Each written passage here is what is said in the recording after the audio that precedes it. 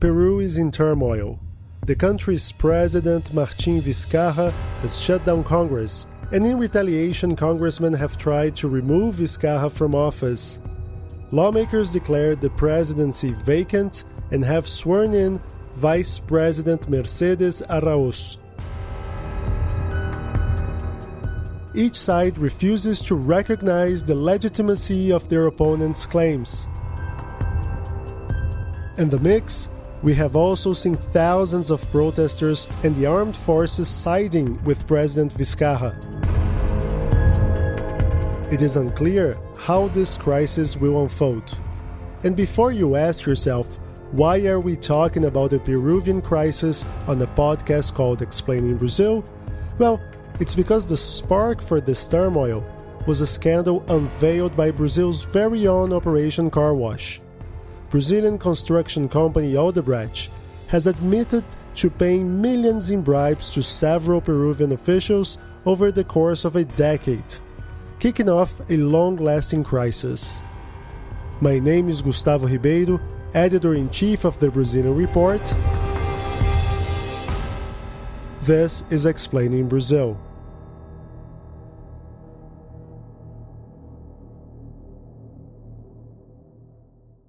Ana Virkama, you are a sociologist and a freelance reporter based in Lima.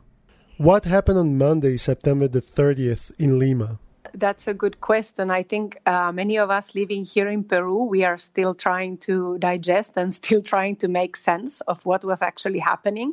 The country's president, Martin Vizcarra, decided to place this question of confidence to the Congress. And Ana, for people who are not familiar with Peruvian politics, what is this question of confidence? If there are many reforms that are systematically refused by the Congress, the president has a constitutional right to place the question of confidence, which basically means that the Congress have to decide whether they can keep working on this Congress or not.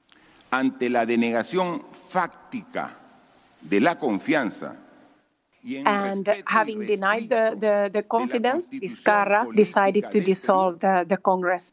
He decidido disolver constitucionalmente el Congreso. Just to go back to the history of this, I think many Peruvians were expecting him to close the Congress already. This has been a very difficult path for the country's president to trying to implement policies and especially anti-corruption policies. Martin Vizcarra has been a president since March last year, and he has been facing a very difficult path with this current Congress, which is led by currently imprisoned opposition leader Keiko Fujimori, who is a daughter of the Peruvian former dictator Alberto Fujimori, who has been himself also imprisoned for human rights crimes and corruption cases. So Fuerza Popular has been the major opposition party, and it can be said that they have had a very, very aggressive style, trying to somehow always prevent the government to implement any reforms or policies that they have been trying to implement. And also they have already led to the changes of many ministers in the government. So the government hasn't really had any time to actually work on what they should be working on. So the situation has been very, very complex already for since the beginning of the last year, or I would say even since the beginning of the last elections. So what happens now? Because we have Congress not recognizing the president's legitimacy, and we have the president not recognizing Congress' legitimacy. The armed forces were backing the President Vizcarra. Also, the national police let out information that they are backing also President Martin Vizcarra, the elected president. Organization of the American states also were backing Vizcarra. And according to recent polls, about 70% of the people are also backing Vizcarra, and they were in favor of the closing of the Congress. So, in fact, there are no other presidents. Martin Vizcarra is is still the president of the country. Probably what is going to happen now is there are going to be early elections to elect a new Congress. As far as I can see, this is the only outcome that is possible for now. Peru have had its fair share of scandals recently, just like Brazil. I mean, the last 4 presidents had their names dragged through the mud due to Odebrecht-related scandals. So how is Peruvians' relationship with the political system? The situation is very, very similar. I mean, we have also now the last president candidate, Keiko Fujimori, is now already prison for investigations. We have Ollanta Humala, the previous president, and his wife, both under investigation and under the investigative prison.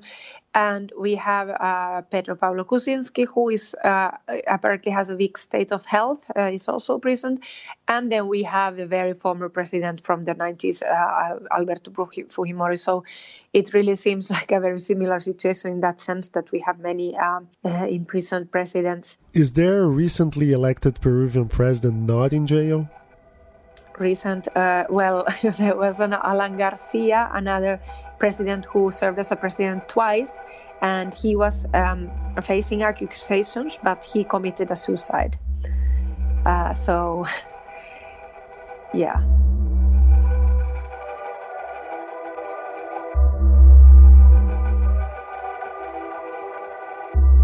Every president from the past 20 years has appeared before court on corruption charges. Politicians are suspected of having received payments from the Brazilian construction giant Odebrecht. The company has admitted paying $29 million worth of bribes in return for highly profitable contracts. It is clear that Odebrecht has played a great role in Peruvian politics. Dr. Alberto Vergara is a professor at the Department of Social and Political Sciences at the Universidad del Pacífico. The Odebrecht scandal, it's in the root of this mess.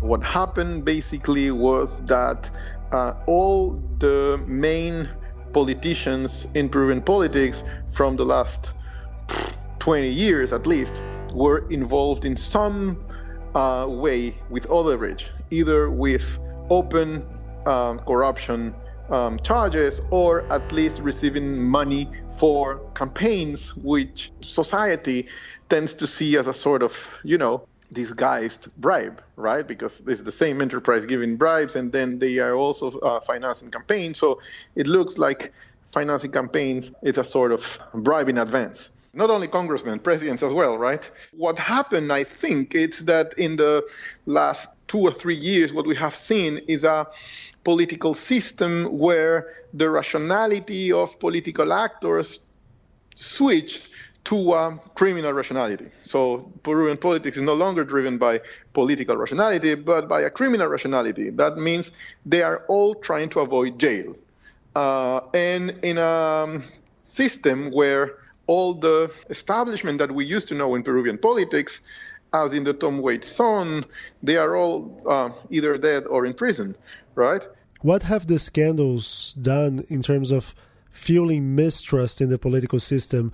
How do Peruvians see the political system right now? Because in Brazil, recent Operation Car Wash related scandals have made Brazilians just want to wreck the system. Fortunately, I don't feel that's the situation in Peru. After all, President Vizcarra is a moderate president with no I would say, populist inclinations, despite what, of course, his enemies say. Yeah, so Peruvians are disgusted with what they have seen and discovered these last 2 or 3 years, but I don't feel that this is translating immediately as the support for any sort of outsider or non-institutional way of doing politics, or maybe I hope so.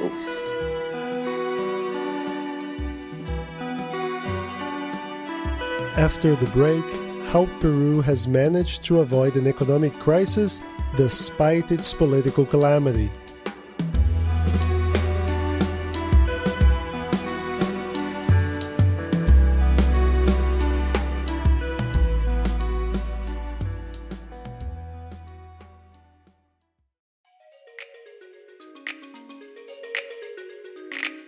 I'm Laura Quirin, co-founder of the Brazilian Report.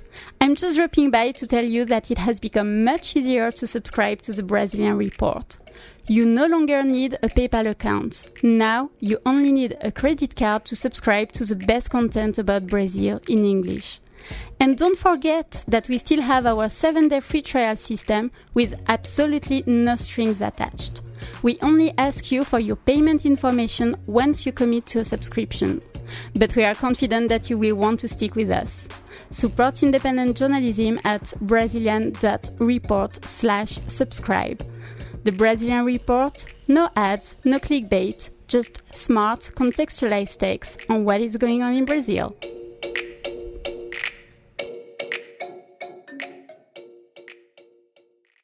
Lucas Berti, welcome to Explaining Brazil. Hi, Gustavo. You cover Latin American issues for the Brazilian Report, so my question to you is the following. In Brazil, Operation Car Wash severely hampered some of the country's most powerful and most labor-intensive groups, and that, coupled with the economic crisis that began in 2014, helped plunge Brazil into its worst recession on record and its slowest recovery process ever. I mean, our economy is still below pre-recession levels. Peru has seen its political system ravaged by Operation Car Wash pretty much in the same way Brazil did. But the effects on the economy weren't the same, were they? Oh, not at all. We like to say in Brazil that economic crises are intertwined with political problems, and that's correct in the Brazilian case. But that wasn't the situation in Peru. After Operation Car Wash was launched, Peru saw its last 4 presidents being investigated. One of them was arrested, another was impeached, and a third committed suicide to avoid going to jail. Not to mention that the main figure of the Peruvian opposition, Keiko Fujimori, is also in prison. And still? The Peruvian economy has grown for the past 20 years at a compound annual growth rate of over 7%. That's nearly 2 times bigger than Brazil's over the same period. And how come is that? One thing is interesting. In recent decades, all Peruvian presidents have maintained a similar economic agenda. And what is that agenda based upon? A few things we are lacking in Brazil. One thing is free market rules. The state has withdrawn itself from many sectors of the economy, making room for private groups, as well as foreign ones. Also, Peru has enjoyed a stable regulatory framework. So investors know that even if the president is ousted, the law of the land won't suddenly change. And that's a constant complaint among foreign investors in Brazil. Oh, exactly. And what else helped Peru overcome its successive political crises? Well, different governments have tamed public spending and inflation has been low, which has preserved people's purchasing power.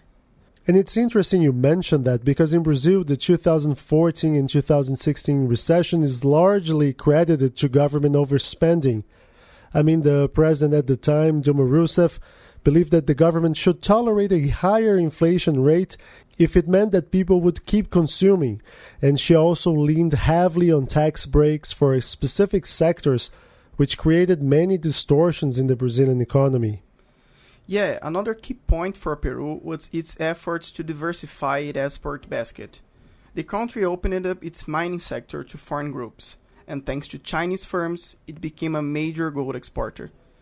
Tourism has been another great source of income. Yes, Peru invested heavily in country branding, and that's actually a pretty interesting case. I mean, the Peruvian government decided to rebrand the country as a land which mixes Inca tradition with modern diversity, a campaign that only started back in 2011. But it enhanced the profile of the country as a destination for historical tourism. I went to Machu Picchu around 10 years ago, and I was pretty impressed with the infrastructure.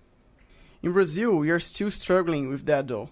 We have recently published a couple of articles on Brazil Tourism Board and their failed marketing campaigns. So Lucas, is Peru a cause for concern or business as usual while politicians work out their differences? We'll have to wait to see more. Let's hope things work out with our neighbors.